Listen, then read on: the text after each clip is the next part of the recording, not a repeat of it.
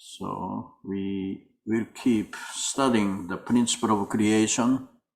And we are in the section 3.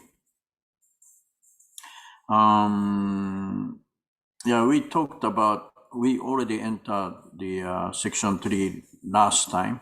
Then we basically focused on the heart. That explains why God created human being and the entire universe. Because God is the God of heart, and heart is the impulse to seek joy and through love. And in order to feel joy or in order to love, then you need the object of joy, object of love, right? So that's why. So he basically needed to create his object, and that is the entire universe and especially human being. So we're gonna go through that a little bit more detail today. Okay, so this is from a divine principle. It is recorded in the Bible that after God completed each day of creation, he saw that it was good. Yeah, last time we read this part also. So he said it was good. He saw that it was good, right? This is suggests that God wanted his creation to be object partners, embodying goodness that he might take delight in them. So when he saw the creation, then he felt it was good, right? So when you say, and even us, when you say good means like, right, that's a goodness, also goodness, that's you are expressing your joyful heart, or your satisfaction.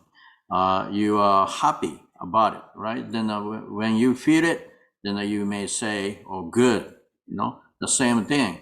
So God saw the creation, then after he created, then he saw that it was good, right?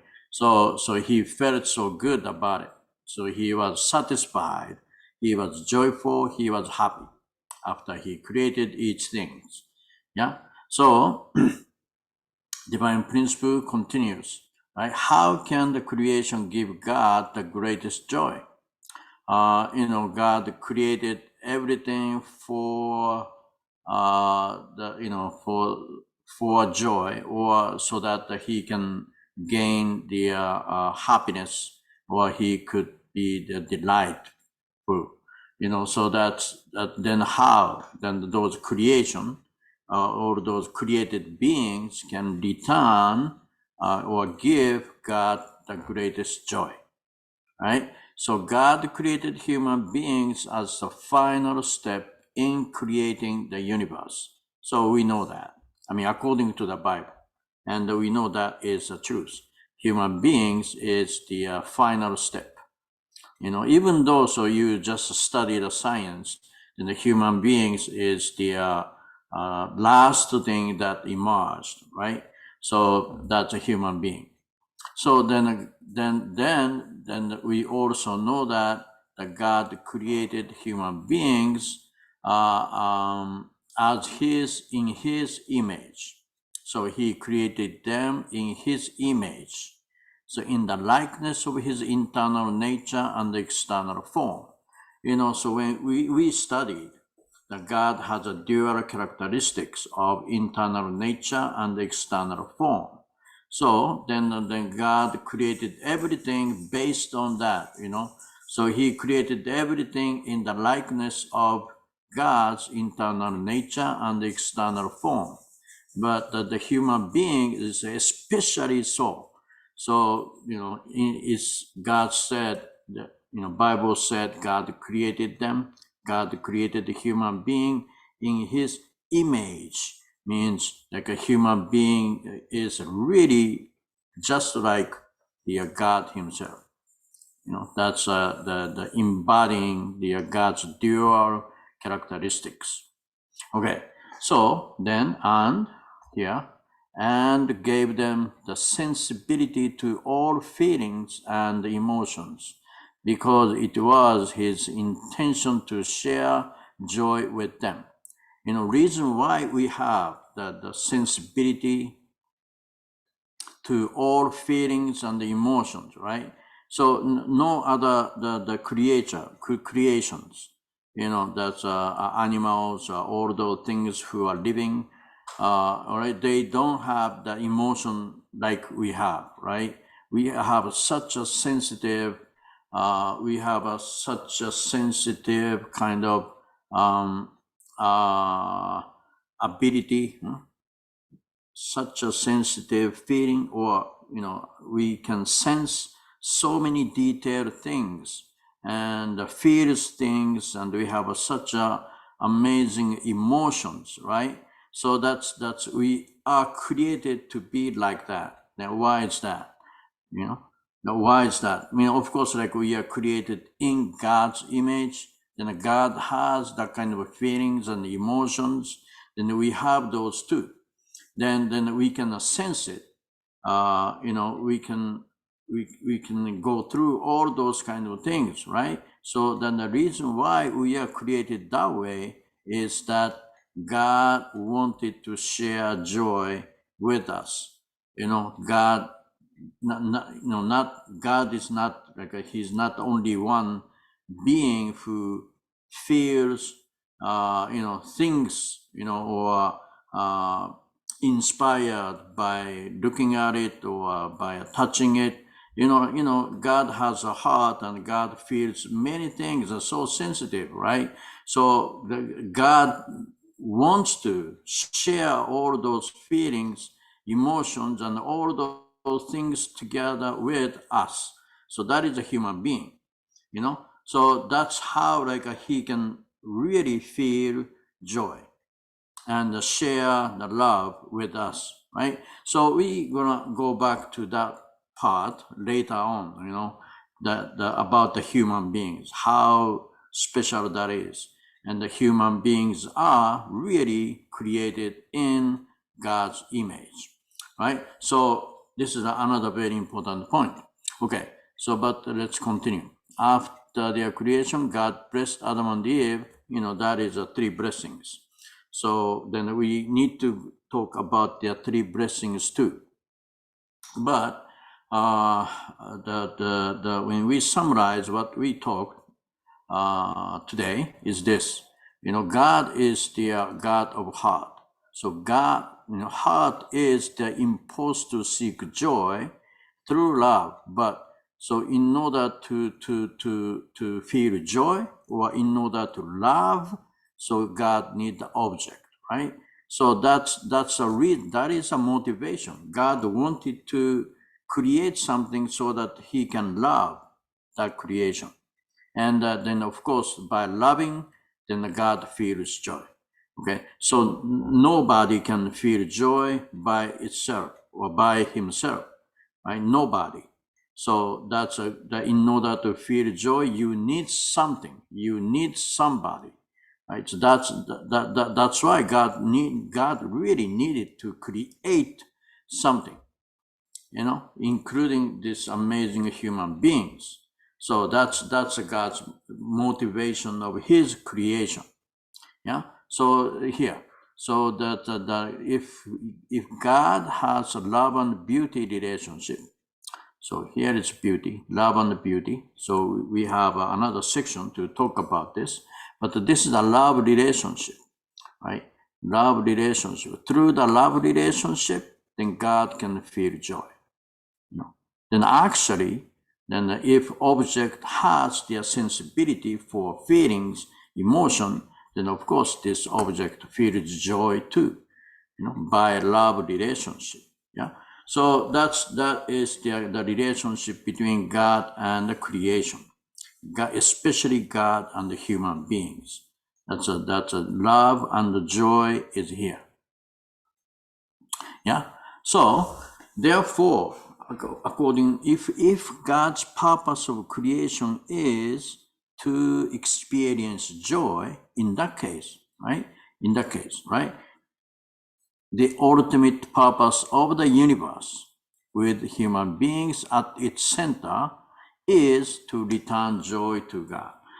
If this is the purpose, why God created their creation, including human beings, all the creation, especially human being. The reason why God created this creation is for God to feel joy, or for God to experience joy with us, with the creation, right? In that case, that the most important or ultimate purpose of our existence is to bring the joy back to God. Yeah, so that is a natural consequence, right? Because we are created for that purpose. That's why our ultimate purpose of existence is that one. God created us as the object of joy, means our purpose of existence is bring the joy back to God. That is the ultimate purpose. However, we have to think a little bit more deeply, because all entities have dual purposes. So when we think, if that is our ultimate purpose is to return joy back to God, however, so we are not existing only for that purpose, because if we are not happy, then God cannot be happy. So then we are existing. We have to maintain our existence. Then we have to feel joy. Then we have a heart as God has. We inherited the heart or sensibility of emotion and the feelings, right? So that means we also seek joy. I want to feel joy too. But the divine, according to this principle, then it says our ultimate purpose of existence is to bring the joy back to God, right? Make God happy. That is our purpose. But we have at the same time, I want to be joyful too, So that's a two different kind of purpose. One is for God, or one is for the bigger things besides me. And another purpose is that we are existing for me, and we want to feel joy for me too. So that's how every entity has the dual purposes. And I think that is very important to know. Because we are not just existing for God, then we sacrifice myself, then my purpose of existence is for God or somebody else, then not for me, So some people may think that way. We are existing not for me. We are existing only for God, right? So, but when we understand every existence has a dual purpose, which is, living for the sake of others and living for the sake of myself. And those two purposes, we call dual purposes, right? These dual purposes should go together, then cannot be separated. Okay, so divine principle wanted to explain that part. Okay, so let's read this one. As was explained earlier, every entity has dual centers of movement. Actually, we skipped this part, but every entity has a dual centers of movement, one of internal nature and another of external form. So basically, our center, we have a center, we have, when we study the section 2, section 2 explained about, how we are existing, then basically it says everything has a circular movement or spherical movement centering on something. Every being has external center and internal center. internal center, spiritual center, like with the emotional center in our human beings case, right? We have such things, emotional center. When you love somebody, then that your beloved might be your center, because you wants to live for the purpose.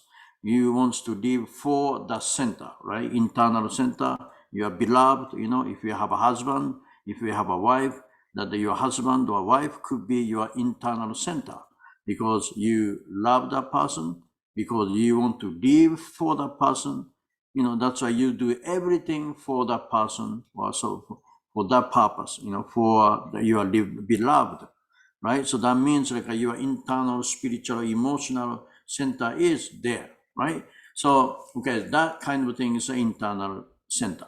Okay, every being has internal center and external center. Okay, so these centers pursue corresponding purposes.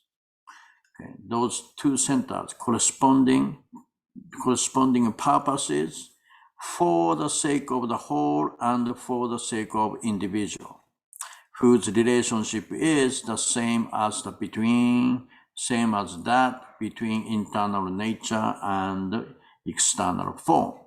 Basically, we have two purposes for existence, right? So then that is for the sake of whole. I exist for the sake of the whole, and I exist for the sake of myself or individual, right? We call that the dual purpose, two purposes. We have two centers, two purposes, for the sake of the whole and for the sake of individual or itself. So we call that dual characteristics. So like this, we have two purposes, like we say, dual purposes of all beings. Right? One is the whole purpose, purpose for the sake of the whole, and individual purpose for the sake of the individual itself. Those two, dual purposes. And these two purposes, we say dual purposes, like a dual characteristics. When we study the dual characteristics of internal nature and the external form, right? They cannot be separated, right? They always be together. Internal form, internal nature, external form. Those are dual characteristics, cannot be separated. They are always together as the subject partner and object partner, right? That's the same thing. This dual purposes, whole purpose and individual purpose, cannot be separated. Those two are not the different things. Those two always be together. One being has those dual purposes always, right? So that's why these two relationship is internal and external, or subject partner and object partner, cannot be separated, always go together. How, right? So that's an important thing, how that can go together. Let me see. When we, then this again, right? This two, subject-object relationship. I mean, subject means like more internal. This is a priority, When you live for the sake of others, right? That means you do something for other people. Then so that you can bring joy to others, right? Then you are making other people happy. You are making God happy. You are making your husband happy. You are making your wife happy. You are making your parents happy, or you are making the children happy, That's a living for the sake of others, right? You have a whole purpose, like thinking about not to you, that's other than you, you are beloved, right? That is a live for the sake of others, bring joy to others, When you do that, actually, then you feel joy too, right? That's the truth, right? When you are able to make your beloved happy, then you feel joy, right? So you know that. Yeah. So then okay. So then in another word, how can I be happy, right? That's now talking about the individual purpose. I want to be happy, right? That's an individual purpose, that's a purpose of myself, right? That I want to be happy. How can I be happy? Right? How can I gain the true joy? Right? Then the answer is when you are able to make other people happy, then you feel happy. When you are able to bring joy to your beloved wife, beloved husband, beloved children, you feel so happy, right? You feel joy, right? So when you want to do something for others, you have that desire. Actually, that is the heart. That's a heart, that is a love, right? Love is something like you want to do something for others, your beloved. If you love somebody, then you want to do something for that purpose, right? So for that person, for that object, you love is like that. You love, if you love somebody, you don't think about yourself. So you think about other people. Then when you are able to make that person happy, then so you feel happy. So that is a love relationship, right? So that's amazing thing. Okay, so you don't need to think about how can I be happy, how can I gain joy. If you are in love with somebody, you don't think that way. You think like, how can I make my beloved happy? Then if you are successfully do that, or actually even you want to do something for that person, how can I make him happy? How can I bring joy to that person? Then you are already happy, actually, right? So, so that is the kind of amazing thing. So if you put this whole purpose in your priority, or, if you put that in your priority, actually, like, you don't need to make that kind of effort, though, if you have love. If you are loving people, if you have the beloved people, right, then you don't need to make such an effort. You naturally, you want to exercise your love. If you love somebody, if you love people, then you have a natural desire to live for the sake of those people. That is a heart. That's a function of heart. That is a love, right? Natural, very natural. You don't need to make an effort, right? That's a desire coming up. The desire to bring joy to others, right? That's a desire, just coming up. That's not like the intellectual thing. That's emotion is coming up, right? So that is our original status. All human beings are supposed to be like that. Naturally, you want to live for the sake of others. Then when you live that kind of life, then naturally you are happy, because that is a human being. That we are created to be like that. So that's human beings are created that way. Then every other things, that's all other things, even though they do not have such a heart or love, but their relationship with each other is just like this. Their relationship, all the existence, all the created beings have their relationship with other beings just like this way. That's everything has a whole purpose, then everything are fulfilling their own purpose. So that is that is a model after this human relationship, or relationship between God and the human beings. That is a model. Our love relationship is a model for the entire universe. That's why everything could exist naturally, everything exists with the harmony, everything can exist with the joy through fulfilling these two dual purpose. So that is the principle in this world. That is a fact in this world. Yeah. So if this doesn't happen, because of the fall, that it didn't happen. Because of the fall, then human beings was not able to become their original human beings, then what happened?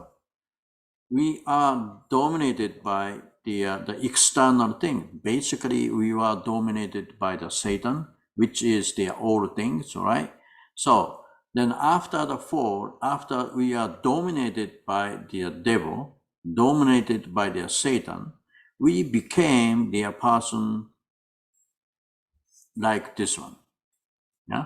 Individual purpose become a subject and whole purpose become object. Another word, self-centered, selfishness. We always think about myself, always think about my own thing, right? I want to feel joy, right?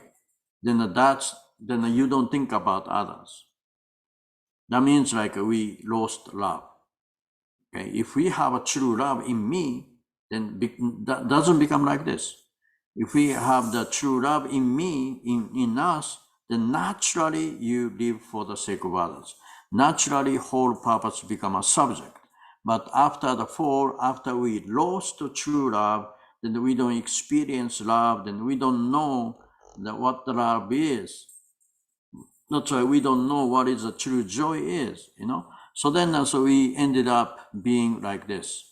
Individual purpose become their subject and the whole purpose become their object.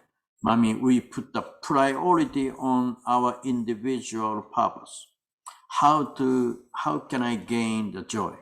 How can I gain the happiness, right? So then you think, how can I gain happiness? Okay, in this fallen man's case, we don't know. We feel joy when we love other people. We don't know. We don't have an experience that, in a real experience, that the loving other people bring the joy to me. We don't know that. That's why we seek the joy through something else, through the not love, right? Not loving. We try to gain joy and happiness through something else, not the love. Okay, so that means more external things like money, physical pleasure, or all things, possess many material things. Then so if you want to feel joy, right? Like that's a joyful too, actually. When you have when you eat a nice food, then you feel joy. When you have a nice car, you are rich, maybe you feel better. If you have a physical pleasure, it's good, then have a physical joy through their sexual relationship, then you feel joy, happiness, satisfaction, all those external things. Then why we pursue it? Because you think, well, actually, your experience, our experience is like when you pursue those things, then so you feel joy, So that's a thing, right? That's a fact. So then we live that way, Then but when we live that way, that's a try to gain something, material things or external things or money or physical pleasure, sexual pleasure, physical, physical, sexual pleasure. When you pursue it, then so you may hurt other people. When you want to gain more money, when you want to gain the more things, like, we fight over the money, we fight over the oil, we fight over the land, we fight over the people, because you want to possess more people, you want to control more people, when you want to have their more authority to control people, all those things, then you fight. Right? So that's if we live this way, individual purpose as a subject and the whole purpose as an object, the conclusion is that the fight, conflict, not the harmonious relationship there, the conflict, right? So that those whole purpose and individual purpose cannot go together.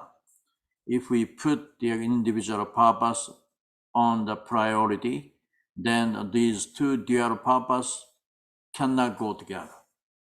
Yeah. So if we are self-centered living, you're thinking about yourself, you are not thinking about the whole, So, right? So that's, and then those two, that those whole purpose and the individual purpose is separated. So that then the world is become like that. If you think about the world, or if you think about the whole, then that's like in that case, you have to deny the individual joy, individual right, That's sometimes like a dictatorship. That's if you have a the nation under the dictatorship become like that, right? Everybody has to live for their king. Everybody has to live for their nation. Then you sacrifice everything.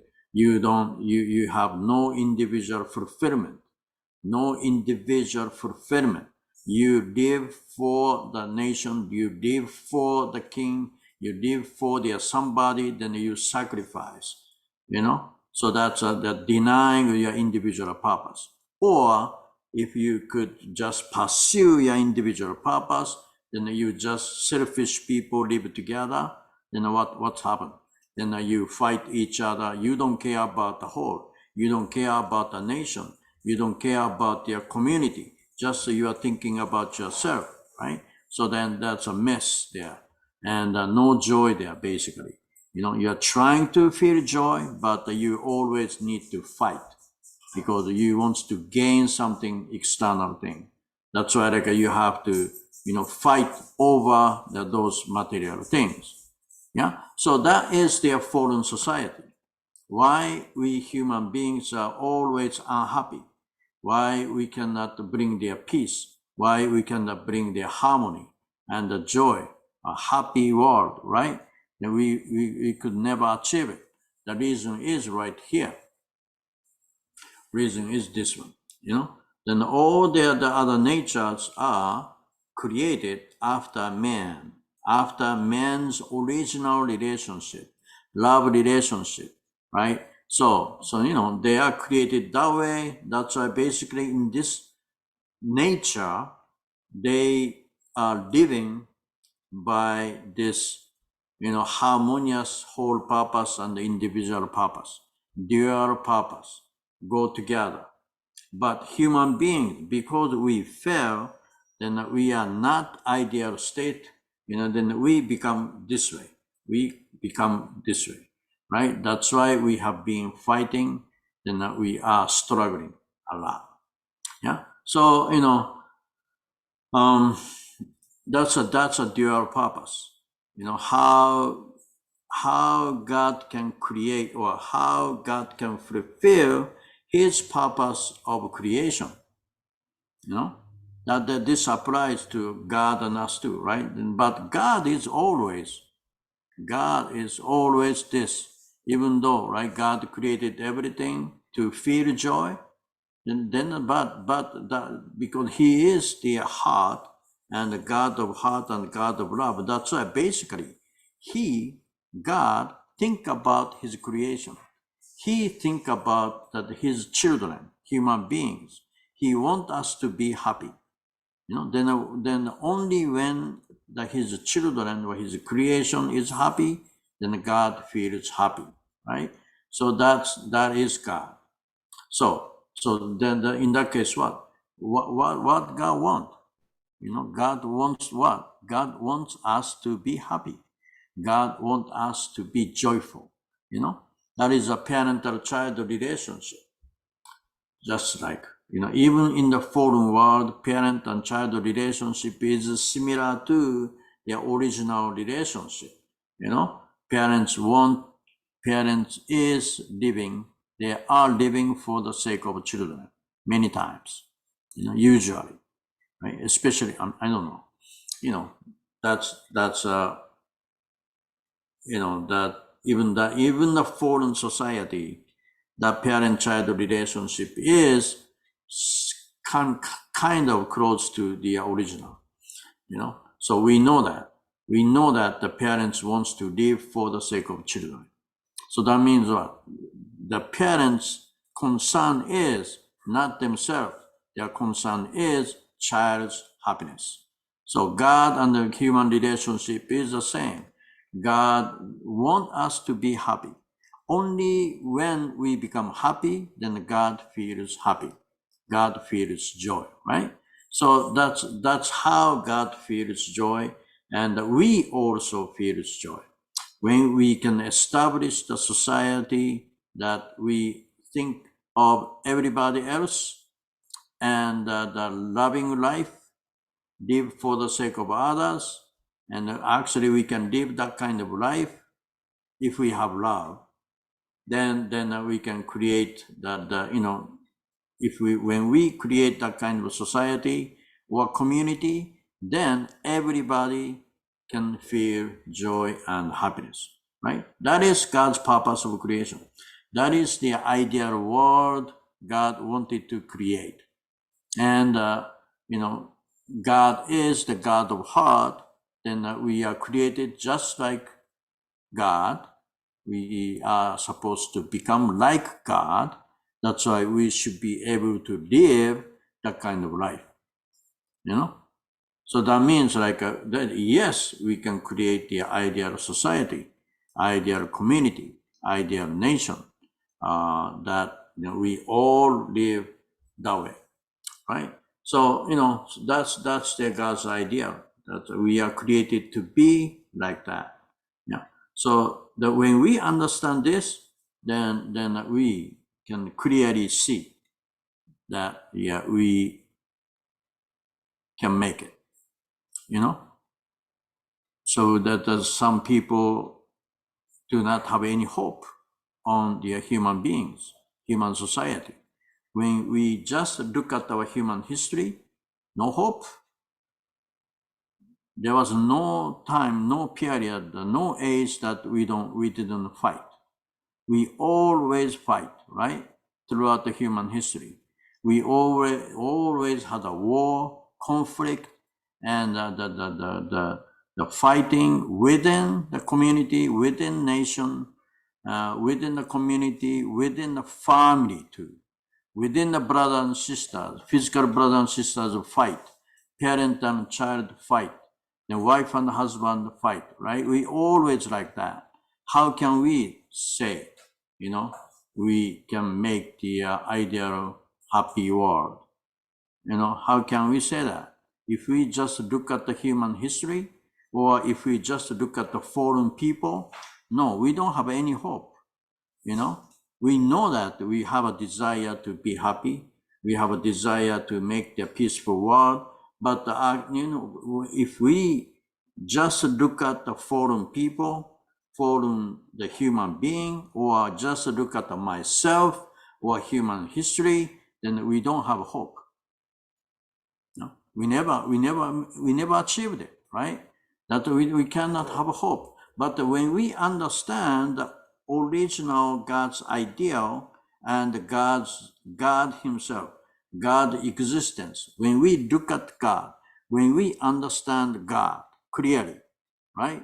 So then we know I can become the ideal man, ideal child of God, then we can make the ideal society, peaceful society, joyful world, right? Then the one world under one worldwide family. That kind of things, right? Then we really can have that kind of hope when we understand God clearly. Yeah, that's why Chirumada said, we people need to know God. People need to know the essence of God, idea of God. God. What is God's purpose of creation, and who is God? What kind? God is what? So that's that. When we understand it, then we clearly understand we have a hope, and that clearly understand my own true self, right? When we understand God, yeah. So otherwise, we don't understand myself. We don't know yourself, right? You don't know yourself if you are only looking at you, because you are not ideal yet. Then you don't know where you are heading. You know that when we understand God clearly, then so you know you are where you are heading to. You know, what is your purpose of living? So what kind of purpose you are becoming, right? So that's you know that only when you understand the true God. You know, that's why the true mother is saying that the principle of creation is so important, and through that, then so we really truly need to understand God. Yeah. So you know when now you know when we study this dual purpose of all beings, then you know why we have been struggling and what's their issue. Okay, so then also it is important to understand this dual purpose aspect, because when we study or when we talk about the first blessing, you know, what is the ideal individual? You know, we often said mind and body unity. What does that mean, right? What does that mean by the mind and body unity? You know, what is that, right? So in order to understand that clearly, then we need to understand this dual purpose of all beings. If we could live like this or not, right? That's the point. This is the point. Can we live this way or not? You know, that's a very important thing. You know, so that's that. Yeah. Anyway, so that's a deep talk too. So when we study the first blessing, individual perfection, you know, we have to come back to this one. We have to come back to this point. You know, can we really naturally live for the sake of others, right? Can we really naturally live for the sake of your spouse, right? That's the important thing. Yeah. If you can't, if you are still like this, then you will struggle. When you get married or when you have children, you will struggle. You know? That's why like we have to make, we, you know, not perfect human beings, we need to make effort, always reflect myself if we can live this way. Or am I mature? Am I becoming mature? Of course, we are not totally mature yet. Nobody yet, you know. But am I like pursuing it? Am I like making the effort to become this kind of person or not? You know, right? That's why, you know, like that. That's why, like, you know, being the Unification Church member, or being any kind of religious organization, you know, that is an external thing. You know, of course, like if you do not know the true principle, then you know, you don't know where to go, right? But that's the being the member of the Unification Church doesn't mean we are all pursuing to become the real man or not, right? So that's an important thing. The reason why we are with our true parents is that we understand that where we are heading, our purpose, and what kind of like effort we need to make, what kind of effort I need to make to realize God's ideal, to realize God's ideal couple and family, you know? Right? So then if we do not make that kind of effort, you know, then no meaning, you know. That's the being the church member or not doesn't mean anything if we do not make that kind of effort. Yeah. So anyway, so that today's main topic is this one: dual purpose of all beings. Okay. For men like this, yeah. Then but we should be able to become this kind of person. All right. I think okay. This is the conclusion of the dual purpose. Okay. In God's ideal, there cannot be any individual purpose which does not support the whole purpose, right? And nor can there be any whole purpose that does not guarantee the interest of the individual. Now, those two purposes can go together harmoniously. Okay? It cannot be separated. The infinite variety of beings in the universe form one vast organic body, interwoven by these purposes.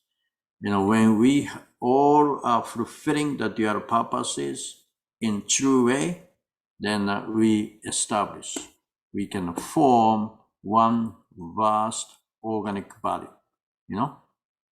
Entire universe, including human society, becomes like organic body, like our body.